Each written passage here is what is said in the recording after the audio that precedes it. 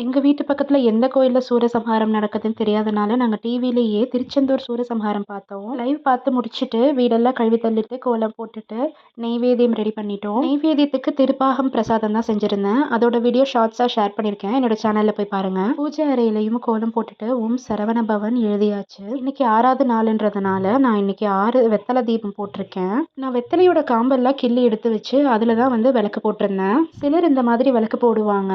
என்னை பொறுத்த வரைக்கும் நம்ம சாமி கும்பிடும்போதும் சரி, சாமிக்கான எந்த விஷயம் செய்யும்போது நம்ம மனசுக்கு பிடிச்ச மாதிரி நம்ம செஞ்சாலே போதும். இந்த விஷயம்னு இல்லை, நீங்கள் எந்த விஷயம் செஞ்சாலும் உங்கள் மனசுக்கு அது பிடிச்சி திருப்தியாக நீங்கள் செஞ்சாலே அந்த காரியம் நல்லபடியாக முடியும். இதுதான் நான் தடவை சஷ்டி விரதம் இருக்கிறதுனால, நான் எங்கள் வீட்டில் எங்கள் அம்மாலாம் எப்படி விரதம் இருந்தாங்களோ அந்த மாதிரி தான் நான் இருந்தேன். சிலர் 6 நாள் விரதம் இருந்துட்டு 6வது நாள் சூரசம்ஹாரம் பார்த்துட்டு அன்னைக்கு நைட்டு விரதத்தை முடிப்பாங்க. ஆனால் இன்னும் சிலர் திருக்கல்யாணம் பார்த்துட்டு தான் விரதத்தை முடிப்பாங்க. சாமிக்கு நெய்வேத்தியம் பண்ணி அதை படைச்சிட்டு அந்த உணவை தான் சாப்பிடுவாங்க. நானும் திருக்கல்யாணம் முடிச்சுட்டு தான் என்னோட விரதத்தை முடிக்கணும்னு இருக்கேன். திருப்பாகம் பிரசாதத்தை நெய்வேத்தியமாக படைச்சிட்டு 6 வெத்தலை தீபம் ஏற்றி இன்னைக்கான பூஜையை நான் அழகா எனக்கு மனசுக்கு பிடிச்ச மாதிரி நான் திருப்தியாக செஞ்சு முடிச்சிட்டேன்.